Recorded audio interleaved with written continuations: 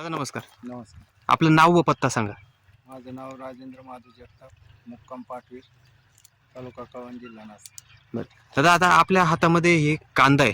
हो. हा जो प्लॉट आहे याच प्लॉट मधला हा कांदा आहे, हो. बरोबर.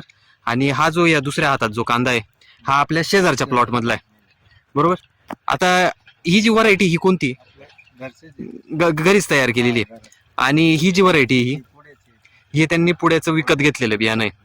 बरं, जर समजा आता जर आपण थोडस जवळून बघितलं हो. तर हा कांदा आणि हा पुण्याचा कांदा, बरोबर. हो. याच्यामध्ये जर समजा कलर मध्ये पण बघितलं तर कलर मध्ये पण फरक दिसतो, साईज मध्ये पण फरक दिसून राहिला. म्हणजे जमीन पण सेम आहे, वातावरण पण त्याच्यासाठी सेम. बाकी सर्व पाणी वगैरे सर्व नियोजन एकदम सारखंच, पाणी पण सारखंच. फक्त फरक एवढाच की या कांद्याला कृषी अमृत आपलं SCT वैदिकचे उत्पादनं वापरलेले आहेत आणि या कांद्याला वापरलेले नाही. नाहीयेत. बरं दादा, इथं हे किती क्षेत्र येईल आपलं? 1.25 एकर. 1.25 एकराचं क्षेत्र आहे, बरोबर. आणि याला कधीची लागवण कधीची? लागवण वाटतं 22 का 25 डिसेंबर. 25 डिसेंबरची लागण आहे आणि आताची ही आपली 7 एप्रिल. म्हणजे 4 महिने झालेले आहेत. 4 महिन्यामध्ये आपला कांदा जवळजवळ काढणीला आलेला आहे. कलर पण एकदम मस्त आहे. आणि जर समजा त्याची मुळी पण बघितली तर मुळी पण एकदम अजून पण चांगली ऍक्टिव्ह आहे. आणि अजून याच्यामध्ये 15 दिवसाचा काम, म्हणजे 15 दिवस आहेत अजून काढणीला. ह्या ज्या प्लॉटमध्ये आहे, मागच्या वर्षी तुम्ही पारंपरिक ज्या पद्धतीने रासायनिक खतं वापरत होते आणि ह्या वर्षी तुम्ही आपलं कृषी अमृत ते वापरलं, तर दोघांमध्ये काय फरक वाटला सर? फरक आहे ना.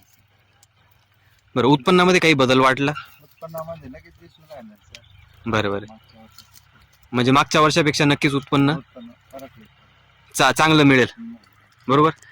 बरं दादा, ह्या कांद्याकडे बघून जर समजा इथे प्लॉट बघितला तर प्लॉट एकदम चांगला दिसून राहिला, कुठेही करपा किंवा काही त्याचं प्रमाण काही दिसत नाही. त्याच्यासाठी काही फवारा वगैरे केला होता? काय नाही, एक फवारा घेतला नाही. एकही फवारा घेतलेला नाही. बरं, याला काही ड्रिपद्वारे काही औषधं दिलेले? फक्त सॉइल चार्जर सोडला. सॉइल चार्जर सोडले? किती वेळा? ते वाटतं एकच वेळा एकच वेळा सोडले. बरं, आणि याला कृषी अमृत किती वापरलं होतं? कृषी अमृत 15 गुणी.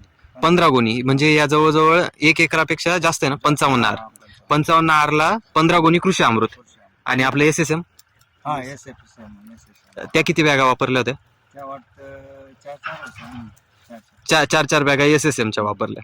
बरं, जर ऍव्हरेज पकडलं तर आपलं एक 10 ते 12 हजारापर्यंत खर्च गेला, बरोबर.